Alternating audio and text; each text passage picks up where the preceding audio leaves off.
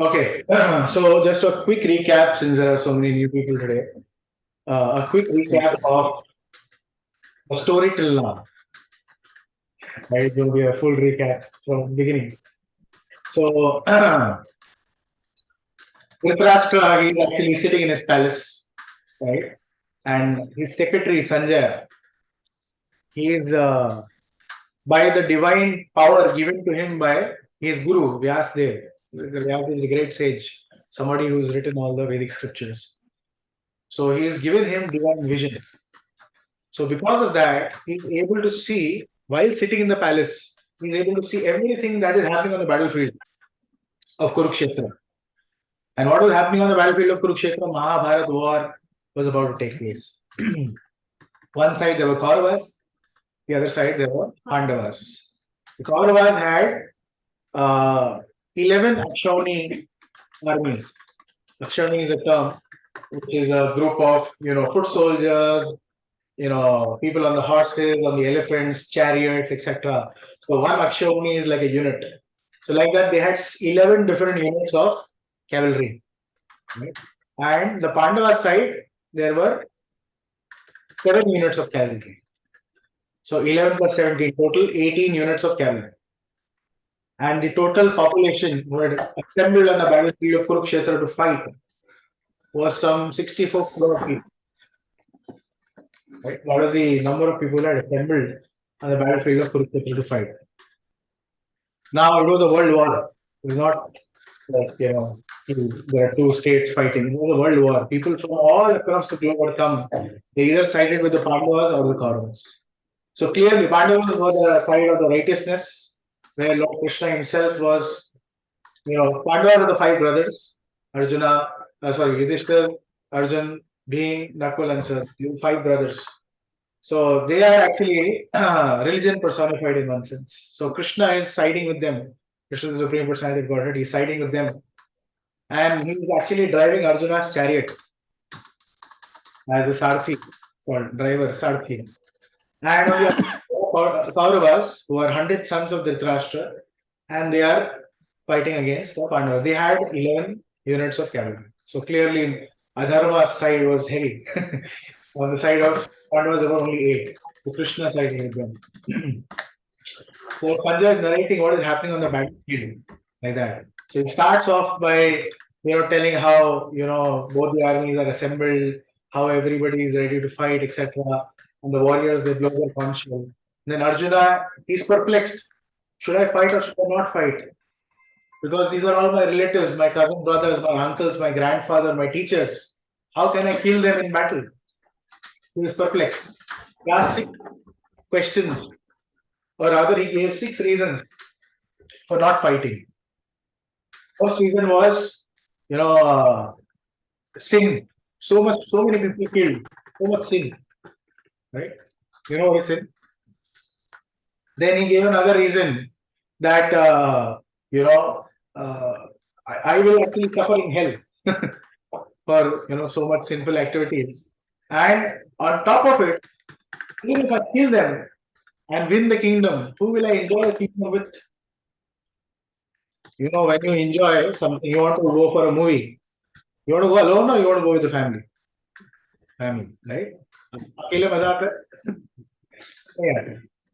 So Arjuna said, then he said, if all the men here are killed, the women will be left behind. All the Kshatriyas are here on the battlefield. The women will be left behind, right? And there will be nobody to take care of them. There will be nobody to take care of the children.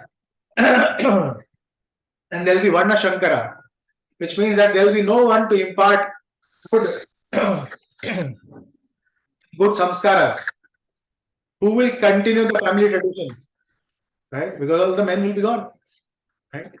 So, destruction of family tradition. Then one more reason he gave. Last one, actually 5 reasons he gave. Last one was indecisiveness.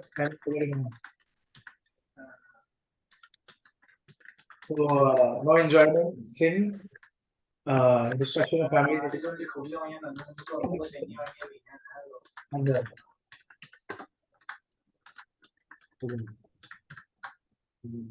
huh? That's destruction of family tradition. Okay, one more. We'll come to them. So basically, you see five reasons. And the entire Bhagavad Gita is Krishna answering these five reasons for not fighting which Arjuna gave. So that's the entire Bhagavad Gita. If you discuss Gita are five. Gita, it talks about who we are. We're not this body, we're the soul. That's the first lesson of Bhagavad Gita. Then Ishvara, who's God? Right? How am I connected to him? Why should I care about him? Right? Prakriti, how is this nature working? You sow a small seed, it grows into a big plant, becomes a banyan tree. Right? One fine day. So how does nature works? You've seen any machine? ये कभी कभी भागो में जमीन में डाल दो, बड़ा झाड़ उगेगा वो 100 कभी hanging on it. ऐसा होगा? नहीं होगा. With fruits, with seeds, it happens, right? So how does this material nature work? Diva, Prakriti. Compassion. Thank you. Compassion. That was the fifth one. Right? Because he's feeling compassionate. Why should I kill them for my pleasure? Thank you. So, Jiva, Ishvara, Prakriti is material nature. Kala, time. What is this time? We waste 1 minute. We cannot buy it back. Right? 1 minute gone. Cannot bring it back. And karma. How does this karma work? I do something. What sort of reaction will I get? What sort of karma should I do? So that I don't suffer. Right? So these are the 5 subject matters of Bhagavad Gita. And first chapter basically Sanjay is describing the scene how Arjuna gets perplexed and on the point of giving up his word, no, I'm not fighting, right? And then in second chapter he surrenders to Krishna. And then Krishna, he assumes the role. He was still in the role of a friend, the role of a teacher, and he starts instructing Arjuna. And the very first thing he says is, "You're not this body, you're the soul." Right? Why are you crying for something which is anyways going to die?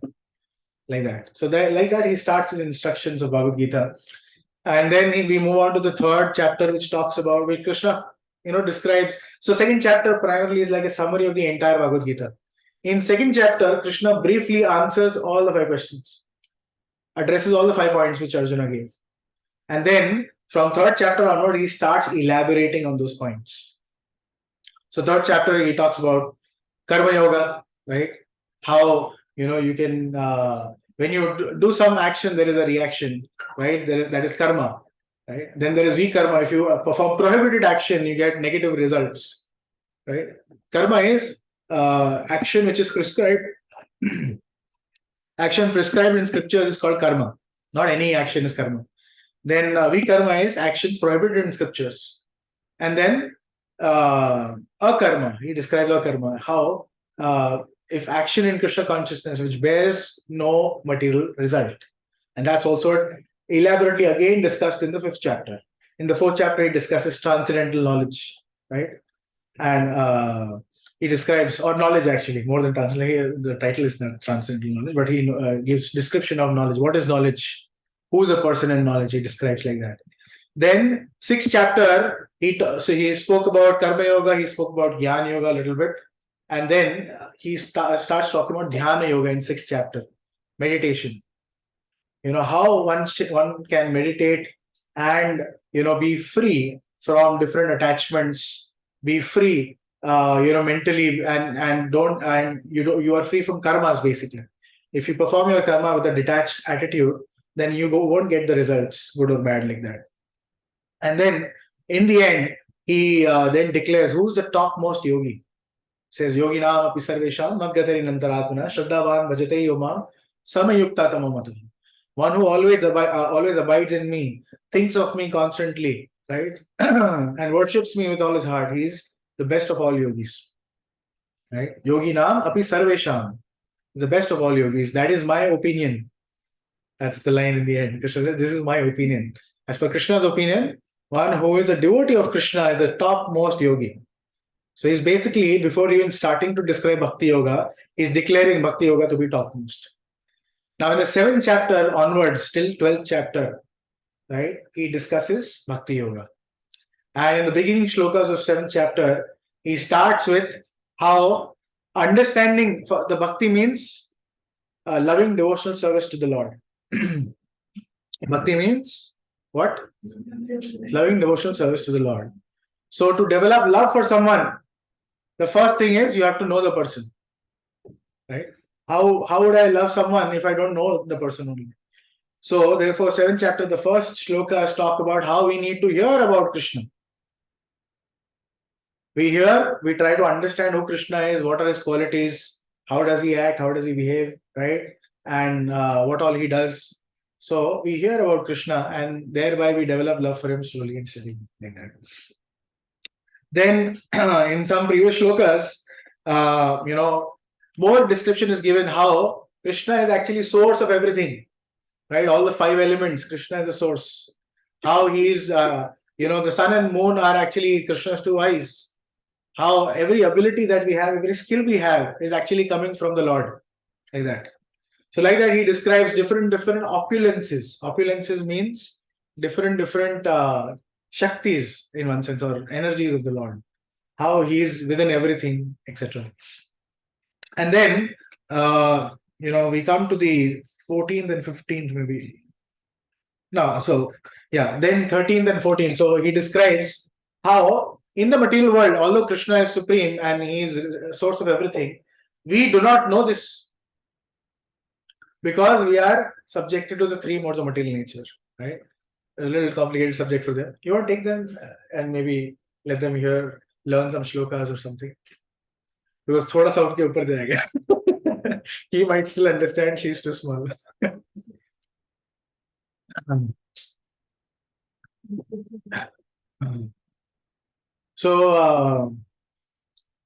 So he describes the 3 modes of material nature, how it's like three different types of chains. One is the gold chain, one is the copper chain, third is the iron chain, and we are literally like puppet show dekha? How puppets are controlled, hand, legs, right? Like that, these 3 gunas means ropes, are controlling us at every point in time, right? Sometimes, somebody may, push us in train, for example. I'm saying, take care, no problem. Right? That's fine. We are in mode of goodness. Right? We're influenced by mode of goodness. So we don't mind. We understand that yes, it's a crowded train, thoda bahut dhakka lag jayega. Right?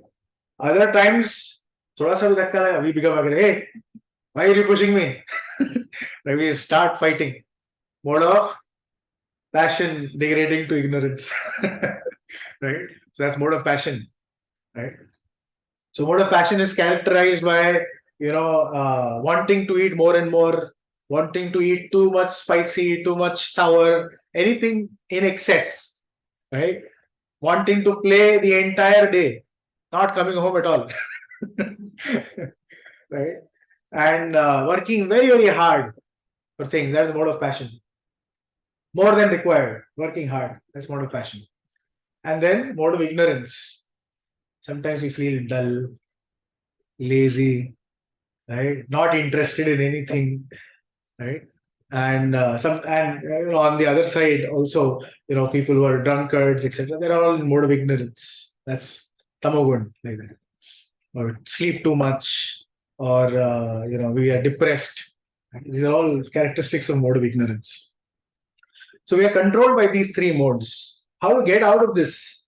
So Krishna says, Devi Hesha Gunamai, Mama Maya Duratyaya, Mameva Ye Prapadyante, Maya Mitam Tarantiti.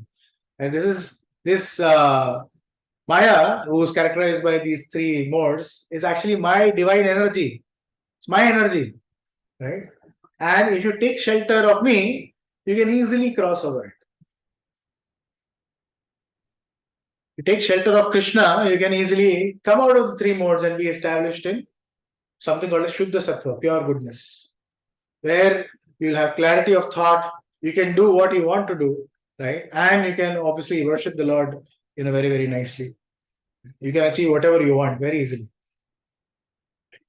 Okay, so then later Krishna describes what are the 4 kinds of people who surrender to him and 4 kinds of people who do not surrender to him. We discussed these in the last few sessions. So, namam duskritino muda prapadyante naradhama maya aparita jnana asuram bhavamashrita. So, there are 4 kinds of people who do not surrender to Krishna. Those are duskritino. Duskritino means impious, sinful people, right? Who do not surrender to Krishna. Muda, starting with muda, those who are foolish, right? They will work like asses and donkeys, right? Thinking that, oh, if only because I am working, I am getting to eat. He forgets that there are African elephants who eat like 40 times than what he eats. How are they maintained? Do they have to go to a 9 to 5 job? No. Right? So he forgets that, oh, there is a Supreme Personality of God who is actually providing for everything. Right? He thinks, oh, whatever, if unless I work like a donkey, I won't get anything. वो donkey का example क्यों दिया? Because donkey के आगे गाजर लटका रहता है, right? So he thinks 2 more steps and I eat the carrot.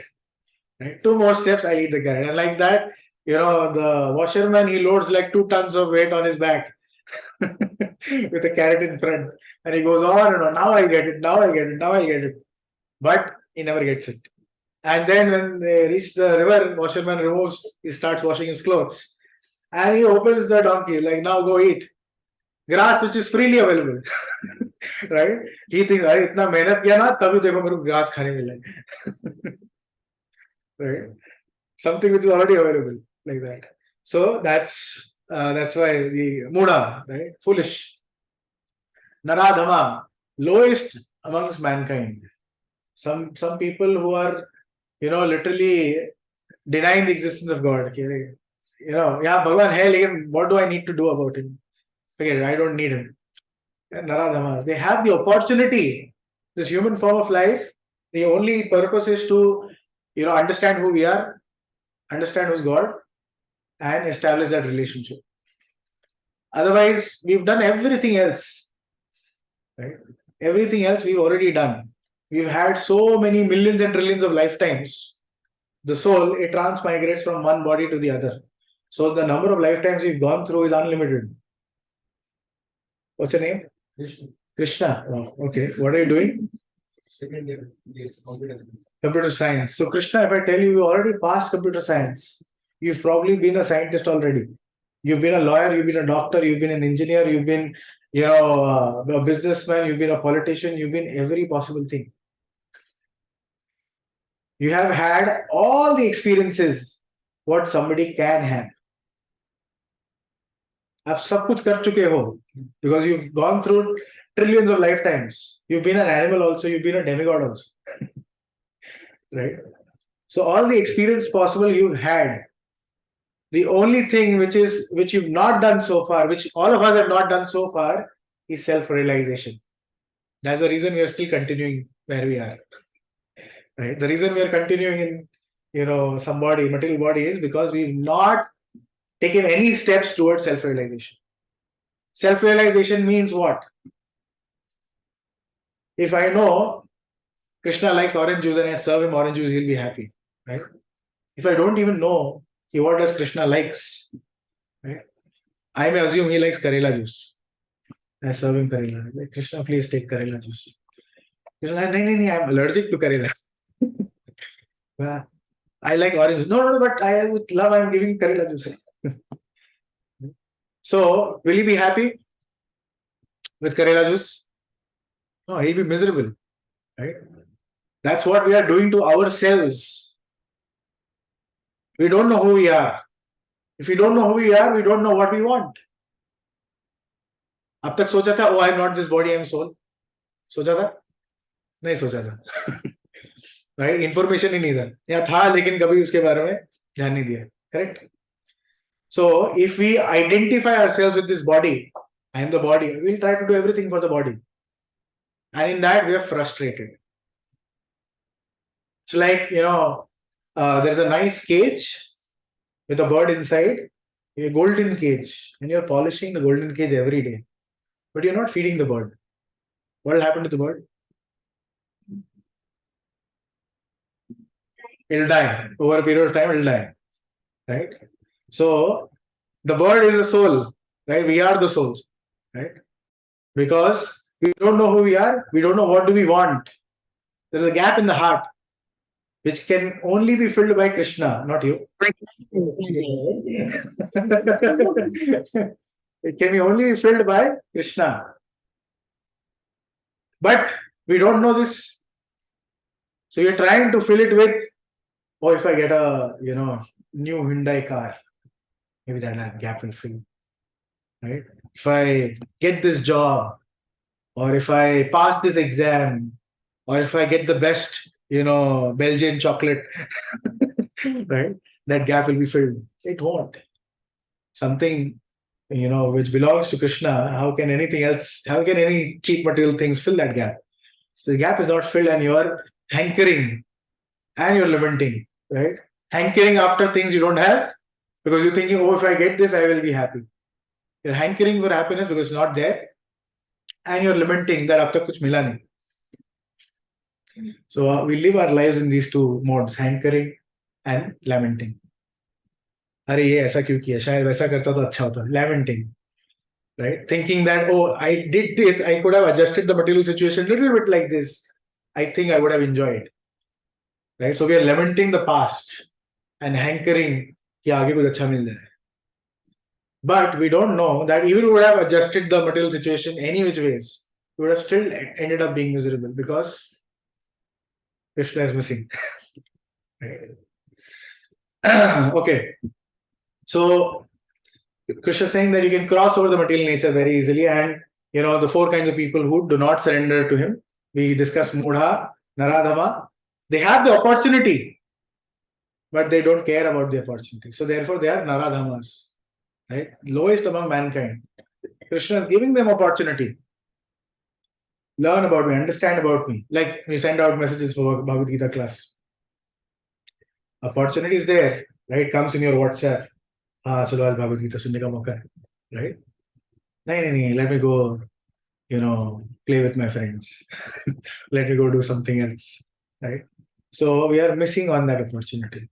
So these are Naradhamas, right? Lowest among mankind. Where Krishna is giving opportunity, you're missing it.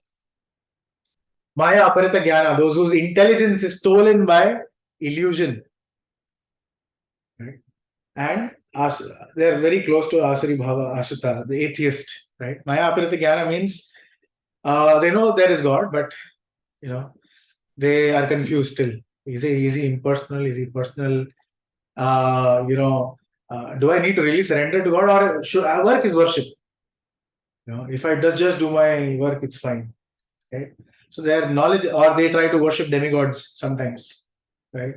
अरे ये मिल जाएगा, वो मिल जाएगा. Maya aparita jnana, knowledge is stolen, right? By illusion. They get illusioned very easily. They'll start worshipping. My friend was there. He started worshipping his paintbrush. He was an artist. मेरा paintbrush मुझे खाना देता है. It's God. Maya aparita jnana. Knowledge is stolen by illusion. And Atsuram Bhava Ashita, the atheist, those who deny the existence of God. They may be big scientists, but they are asuras. Deny the existence of God completely. And then there are four kinds of people who surrender to Krishna, right? Those are Artho, Artharthi, Jigyasu, and Jnani. So Artho means one who's distressed, in need of something, right? He wants elevation from his pain, right? So such kind of people, those who are actually very glorious, in pain, they'll turn their faces to God. A lot of people in pain, they get into all bad things as well. But these are great personalities who, at least in pain, turn to God. Like that. So Artharthi, somebody who's in need of money, right? He may come to the Lord, oh, please, I need some money. I am distressed. Please help me. Like that. And Jigyasu, somebody is inquisitive. Right? अरे ये कैसे काम करता है? How is the material nature working? Why am I suffering? Right? He's asking these questions. He's inquisitive. He wants to know. Right? Out of curiosity.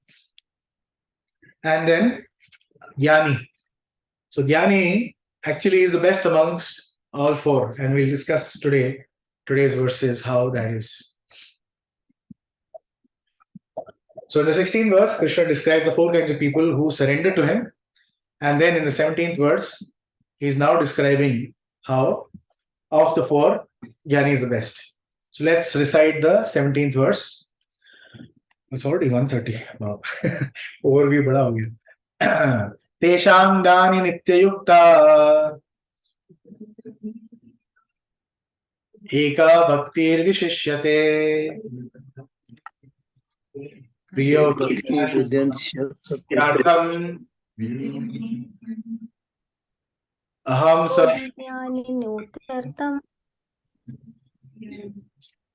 अहं एका भक्तिर्विशिष्यते प्रियो हि न अहम सचम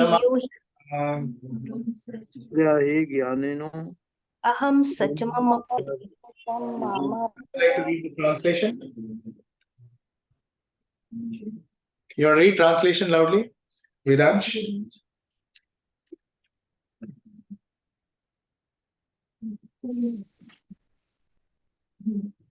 Yes. You want to read it? English one? English translation. This is the one who is in full devotion and who is always encouraged in pure devotional service in the best, for I am very dear to him and he is dear to me. Okay. So of these, one who is in full knowledge and who is always engaged in pure devotional service is the best. For I am very dear to him and he is dear to me. So here, basically, who's a jnani? Here, I think Prabhupada is also translating this always engaged in pure devotion service. So somebody in knowledge, how is he different from the other 3? How is he different from a distressed person, somebody who's in need of wealth or money, and somebody is inquisitive? How is the 4th one, somebody in knowledge, different from the other 3?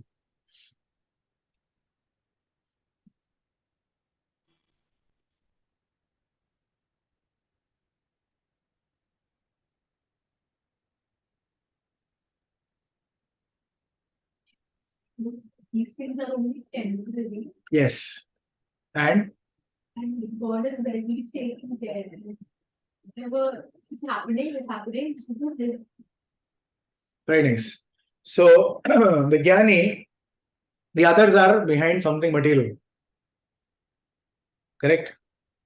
They are wanting relief from their suffering, they're distressed. And in the process, he's still great because at least he's coming to Krishna for his problems.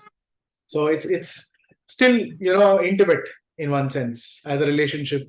If you have some problem, you go to your mother, na? Aaj haath dukh raha hai, kuch kar lo. Right? Or I have a headache, or I don't want to go to school, or whatever. Right? You'll still go to your parents and say that. So it's still having an intimate relationship. You're still great, right? Yeah. So somebody who's distressed, somebody who's in need of money, somebody who's inquisitive, just wants some knowledge. Right? So all these 3 categories are still after something material. And because of that requirement, they're going to God. The 4th one, somebody who's in knowledge, he already understands, material things I don't need to care about. Right? Everything is coming from Krishna. Krishna is all in all. Right? He will provide, he'll maintain me. I don't need to ask him things. Right? He's everywhere. He's sitting in everyone's heart. Right? He knows my situation in and out. So I don't need to ask him. He already knows. And he's the best friend. Right? Sarvasya chaham hridi sannivishto mataspruter gnanam apohanam cha hridesya sarve aham evya vidyo vedantakrit veda videyo chaham. Right? So he's everywhere. And he's sitting in the heart as Paramatma. So he knows. So there's a very nice story of Jad Bharat. So Jad Bharat, it's a long story. I'll cut it short though, in interest of time. So Maharaj Jad Bharat, he was actually Bharat Maharaj in his previous life, right? Previous life, he was King Bharat. The entire, planet Earth actually, it's not just country. The entire planet is known as Bharat Varsha. It's after the name of Maharaj Bharat. Right? And so Bharat Maharaj was a great devotee, right? Very, very advanced devotee. But and he left the entire kingdom and went to the forest to perfect, his self-realization. And he was sitting and meditating on the Lord, chanting the names of the Lord regularly.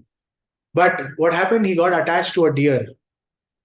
There was a deer who gave birth to a, I don't know what we call calf, or what do we call small baby deer. Right? So gave birth and died. So there was no one to take care of this small baby deer. So Maharaj Bharat, he felt compassion and he wanted to take care. And while he was taking care, he got attached. And because he got attached, while he was giving up his body, when the time came for him to leave his body, instead of remembering God, he was remembering the deer. Oh, what will happen to the deer? And that's how he left his body. So Krishna says, Yam yam api smaran bhava tajate ante kalevaram tam tam evati kaunteya sadatat bhavu bhavitanam. Whatever you remember at the time of death, you will attain that state for sure. Right? And what do we remember at time of death? Can we control? What do we remember at time of death? Right? So it is described that at the time of death, our entire life runs like a reel in front of our eyes. Right? And whatever you've done most predominantly, or whatever you're most attached to, the frame will stop there. And you'll be just thinking that, and you'll pass your body like that. So therefore, in this life, while we are living, we practice Krishna consciousness very, very seriously. It's like a daily practice. So that at the time of death, we can easily remember the Lord. And Krishna says also, for some reason, if my devotee is unable to remember me at the time of death, if he has spent his life remembering me, I will remember him and take him back. Right? So, but he had to give an example to the world, and therefore, by the example of Bharat Maharaj, he gave this example to all of us so that we don't, fall trapped to these attachments. So, Bharat Maharaj had to assume a body of a deer next life. Because he remembered deer at the time of death, became a deer. But because of his past devotion in the previous life, he could remember that, he was a great king, he was a devotee, he was practicing, and because of this attachment, he could not continue and became a deer. So even while he was a deer, he remembered everything. And he would go in the mountains and Himalayas, etc., where the yogis and, the devotees were meditating or doing yagyas, etc. He would sit there, here, as a deer. And then when he died, next life, again he assumed a human form as Jada Bharat. He was given the name Jada Bharat. Why? Because he acted like Jada. Jada means he would not respond to anyone. He knew that I do not have to be attached to anything in this life. I won't even talk. I will act dumb so that nobody talks to me and I don't have to listen to anyone like that. So he acted dumb and deaf. Right? And उनके घर वालों ने उनको ऐसा field में खड़ा कर दिया था कि चलो कुछ तो करे जाके काम, खेती बाड़ी का रक्षा करे जा करके, because he was well built, nicely built. So once what happened, there were some dacoits. They saw, this Jad Bharat standing in the field, and they were Kali worshippers. So they thought, अरे हमको कुछ sacrifice करना है Kali के आगे. This guy looks really healthy. Let's pick him up. Right? उठा लिया. And they tied him up and placed his head in front of in that thing where you cut in front of Kali, and they started throwing all kumkum and all of that, preparatory process to give the bali. And Jad Bharat Maharaj, even at that point, he was not praying to Krishna, oh please save me. Just imagine.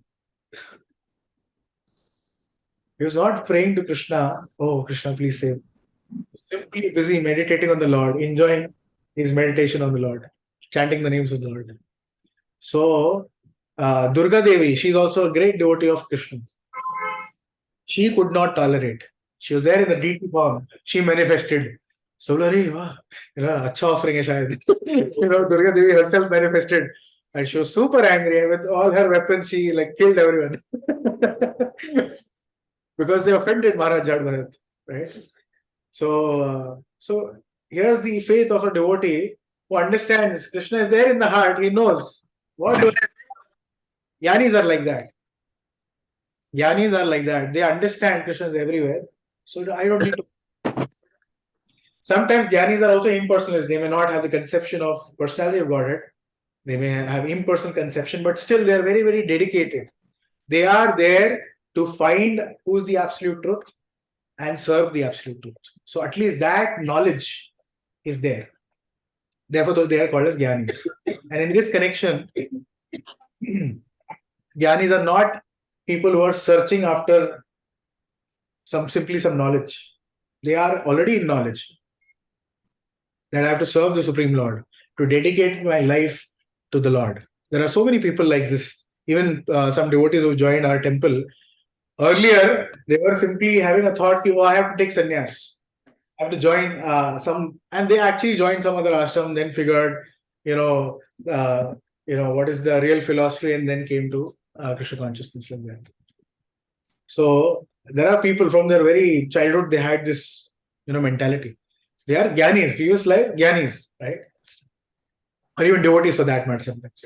So they know they have to surrender, and then once they come in touch with a devotee, they start their practice of devotional service. So therefore, these kind of people, out of the 4 categories, Jnanis are very dear to the Lord because they are dedicated completely to serving the Lord. So of these, one who's in full knowledge, who's always engaged in pure devotional service is the best. For I am very dear to him, right? Krishna is, or the Supreme Lord is very dear to such a person. His focus is, I have to serve the Supreme, or I have to connect with the Supreme. That's his focus, right? So I am very dear to him, Krishna is saying, and he is also very dear to me. So Jnanis are special. So someone may say कि अरे ठीक है खाली ज्ञानी मतलब अच्छा है, बाकी सब अच्छे नहीं है. So immediately Krishna in the next sloka he says उदारः सर्व एवैते ज्ञानी त्व आत्मैव मे ज्ञानी तवात्मे आस्थितः स हि युक्तात्मा युक्तात्मा गतिम्. Mama eva katam. Okay, someone can read the translation quickly.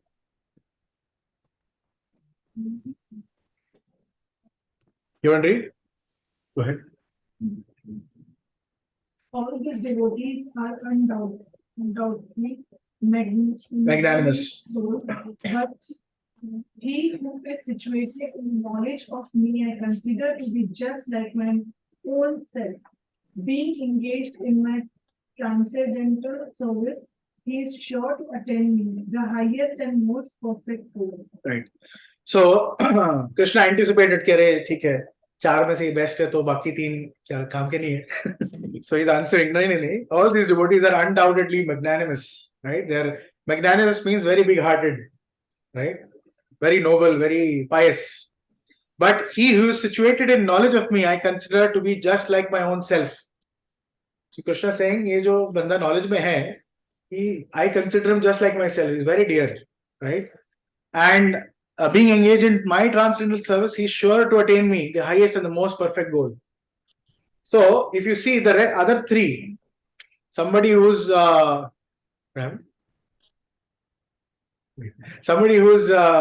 distressed, उसका situation ठीक कर दिया, वो चला जाएगा. There are a lot of times people who go away, he won't even care about Krishna, right? Till the time the next problem occurs, right? So that is a possibility. A lot of times people stay back because in the process they get purified. While trying to, just rectify the situation, they realize, oh, actually, ये तो छोटा मोटा है, but this is the real thing, right? My distress is small thing. वो चला गया अच्छी बात है, but this is the real thing. I need to pursue this more and more. They then become jnani, right? Then they understand that goal of life is Krishna, right? They then come to the stage of being a jnani. Who doesn't come to that stage, they may get some material gain, we learn something fancy, go back. Profess their knowledge, oh, I am so great, etc. All of that for an inquisitive person. And just a second, I think somebody is. Ah. So they may take some benefit, go away. But the jnani is dedicated to the goal and have to, achieve the supreme personality of Godhead. And how one becomes jnani more and more? By inquiring. One has to inquire. So it is said that one of the first processes of making spiritual advancement is to surrender to a spiritual master. Right? Tadvidi pranipatena pariprashnena sevaya upadekshanti te jnanam jnaninas tattvadarshana. When you very humbly serve the spiritual master, right? Offer obeisances to him, inquire relevant inquiries for your spiritual advancement. How can I move ahead, right? And being pleased, the spiritual master will bestow you with all knowledge, like that. So one has to surrender to a spiritual master to gain that knowledge, inquire from him, repeatedly ask questions. Intelligence means you inquire. But what about this? How do I apply this sloka in my life? Right? You're saying this, but I'm experiencing something else. Why is that?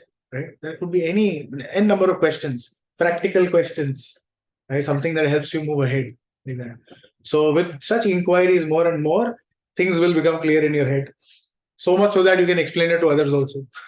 Right? So not only you benefit yourself through inquiry, you benefit others as well.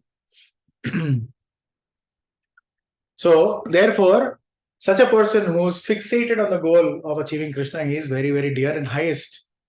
He's sure to attain the highest goal. Why? Because he started that path, and Krishna will also guide him because he is very, very dedicated to pursue that path.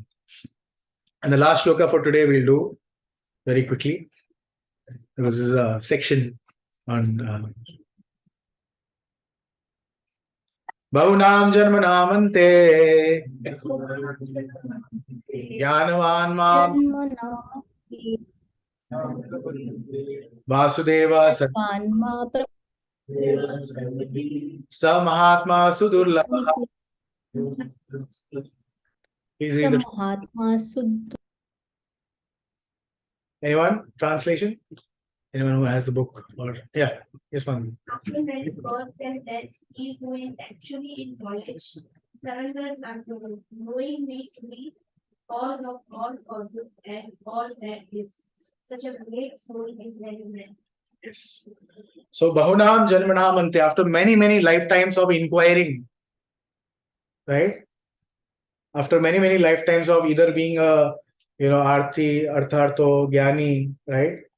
When I come in contact with devotees and when I'm seriously inquiring more and more, I finally come to a level of Jnani. Now, Jnani, like I said, could be of two categories also. They are, by characteristics, dedicated to understand the Supreme Lord. And they may do so by inquiring more and more. They may do so by, their own research. Let me find out more. They might do their own research. So that's why it may take many, many lifetimes. But if somebody is fortunate to come in contact with a devotee, right, and immediately, like we are learning right now, that surrendering to Krishna is the only thing that we need to do, that we've not done so far, right? If we have this information, and if we are intelligent, we can immediately surrender to Krishna. You don't have to wait for lifetimes, right? So here Krishna is saying, after many, many births and deaths, one who is actually in knowledge surrenders unto me, knowing me to be the cause of all causes. And such a great soul is very rare. Very, very rare soul. Very great and very rare soul. You can be that great and rare soul right now. Understand and study Bhagavad Gita very nicely. And you can immediately surrender to Krishna. You don't need to wait. That is intelligence. That is real intelligence. You don't need to wait. So here I'll just read out one small thing in the purport. Lord Vishnu has okay, not this one, sorry.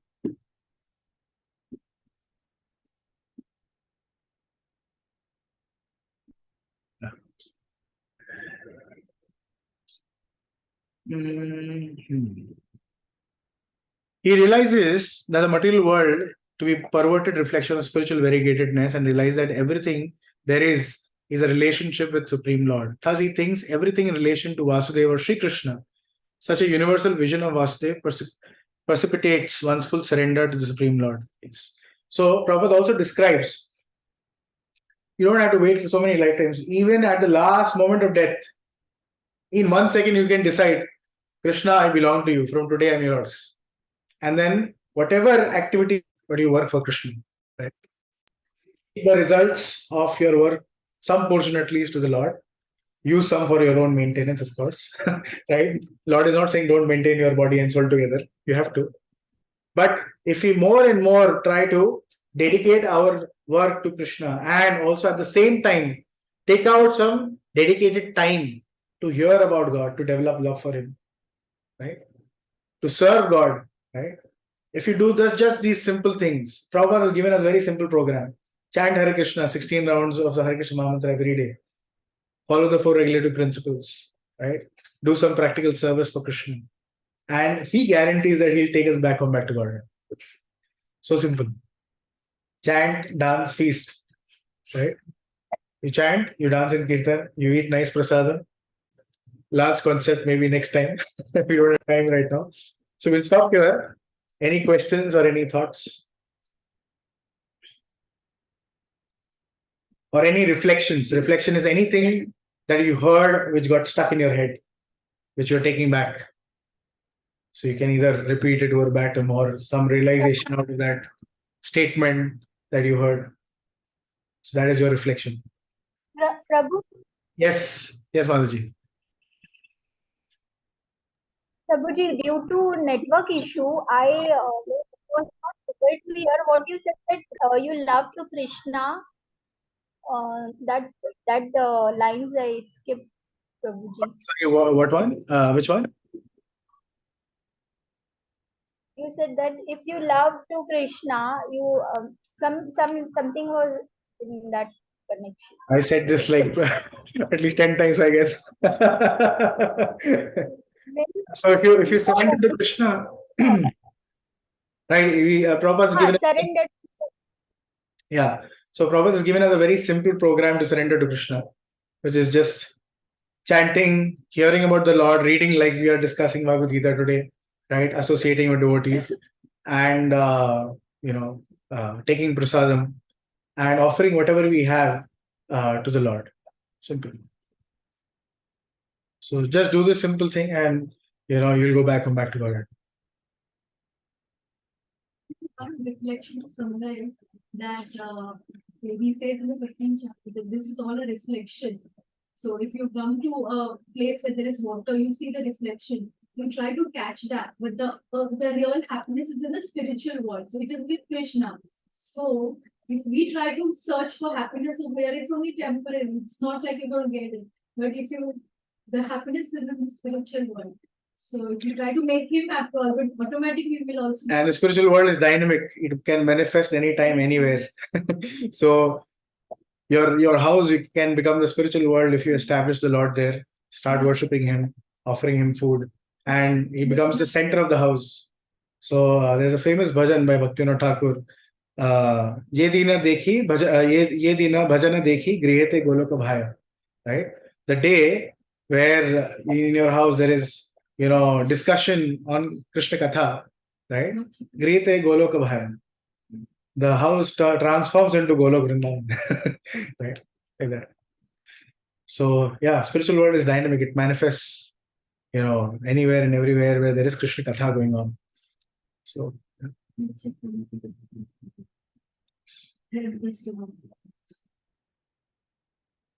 any other thoughts, any questions, any reflections? Were you able to understand everything? Good, you're sharp, very smart. Anything? If not, then we end with the short kirtan. Is Harshita outside?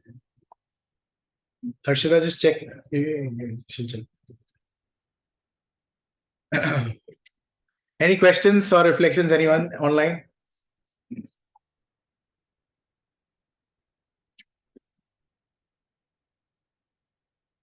Nothing? Today I was hoping to actually touch on the few verses ahead next time. So it's on demigod worship. Next time we'll discuss that.